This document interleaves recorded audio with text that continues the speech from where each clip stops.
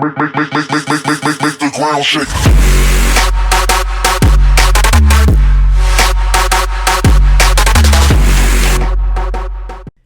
What's going on, guys? My name is Renegade, and today we're here for AQW news. It's been a little while since my last episode, and I apologize for that. I've just been a bit busy with Christmas, and there hasn't been that much interesting within the news.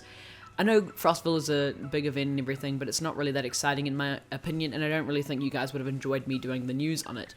And as a result, I sort of just skipped over that, and there wasn't really much else to talk about, but this week there is. So yeah, without any further ado, let's get into this week's news. So like I said at the beginning of the video, I'm not going to go over anything to do with Frostville this week, or I didn't do any videos last week or anything either, so we're just going to completely skip over that. But we will talk about the New Year's event just quickly. So basically, they on the design notes, Alina has posted just a little bit about the rares, and Tana or Tana, I don't know how to pronounce the name. Actually, can someone in the comments please correct me? Is it Tana or Tana? Basically, Tana has designed some rares for 2016 for the New Year's shop, and they look kind of interesting, I guess. There's some megaphones, some sparkly stuff, some rainbow-colored stuff. Not sort of the stuff I'd actually use, but some stuff that some people might use. It looks like the male character doesn't look that good, but the female stuff actually looks like some pretty cool rares. So yes, some female characters could be using a lot of the rares from here, but there are some hairstyles which are pretty interesting. I think they'll be actual helmets, not hairstyles, but they have some rainbow-colored hair and stuff. It'd be interesting if they did actually make some more hairstyles, but I don't think they will.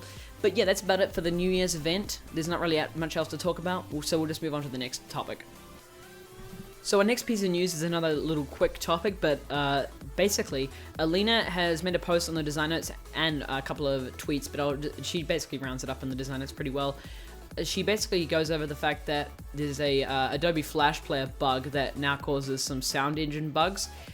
So if you logged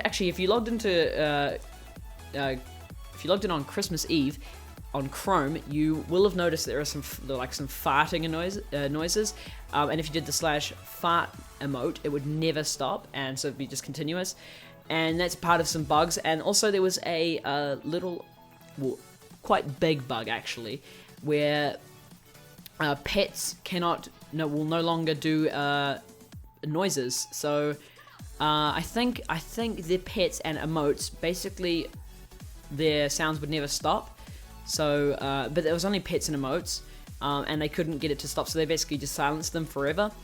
So some pets that were included in this were the Chuckles, the Mirror Chaos Twins, and the Multi-Rage Face Moglin. These three pets, one of which I actually have, which I actually quite enjoyed the sound for, although I never ever have my sound on for AQW anyway. These three pets will no longer emit noise, and as far as I'm concerned, I don't think they'll be included back in until the Flash Player bug is fixed. Yeah, it says there that they will be included back in once the Flash Player bug is fixed. So it's just some silenced pets and emotes. But other than that, there's no other bugs included in the Flash Player bug. So yeah, that's about it. Move on to the next topic. Alright, so this is probably the one that I put in the title of the video. I usually put one of the topics in the title. So basically, Alina has made a final evaluation, I guess a catch-up on their server rewrite progress. Now this is a really big thing, and the server rewrite is actually probably going to fix that bug I talked about just before. So they're 90% of the way through now. So they're what they've done so far is they've redone the maps, PvP, monster AI, combat, inventory, enhancements, stats, chat, and quests are very close. So the stuff that's left is actually quite big. There's shops that need to be done, guilds that need to be done, houses, crafting, and parties, all respectively done 80%, 95%, 80%, 80%, and 95%. So they're all around about pretty close to being done. The 95% ones were guilds and parties, by the way. All the rest of them are at 80%.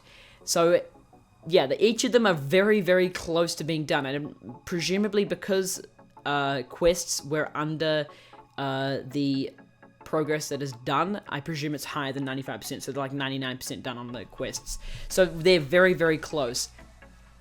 So phase 1 is actually the phase that they need to do, like, to be actually complete. Like the phase 1, once phase 1's complete, they basically can put the servers up, I believe, or like, I don't know. I think phase 2 is like some new features.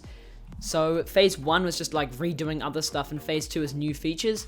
So once phase 1 is complete, they can start phase 2. So stuff like the buyback shop will actually be able to be included. So we'll just take a look at that now. The phase 2 stuff includes friendsless syncing, bank item previews, which is super good. Oh my god. You don't believe how many items I have in my bank, and I just don't know what any of them are. Like, I can't remember names about like what stuff looks like. So the bank item previews is just freaking amazing.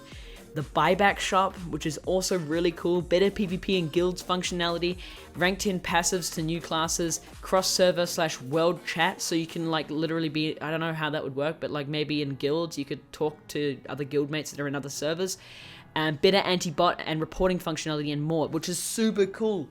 Guys, that means stuff like well, okay, I don't think that they're going to be able to remove items from previous offenders, but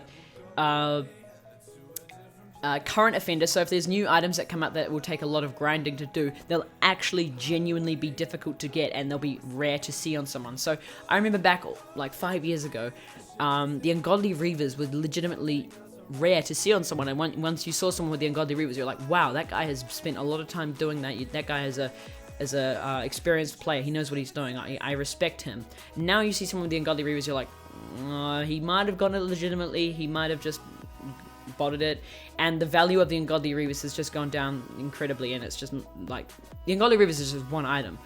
The reputations have been botted so much now that I can't even comprehend how much the game is almost broken because of botting, and this is just so cool. It means that future stuff won't be completely destroyed because of botting, which is super cool.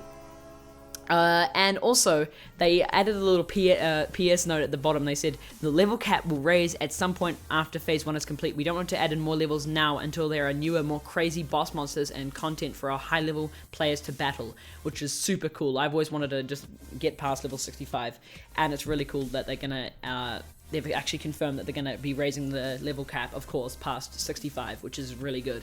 So yeah, that about does it for this week's AQW news. This will be the last one, last AQW news of 2015. So for all those people who just tuned into my AQW news videos, Happy New Year, good luck. I don't know, good luck for going with your family on New Year's Day. And yeah, I'll see you guys in 2016. If you guys did enjoy the video, what the fuck am I saying? Remember to leave a like, leave a favorite. It does help me out a lot. It does help get the content out there. And subscribe to be notified when any more of this sort of stuff comes out on my channel. I'll see you guys in the next video. Peace.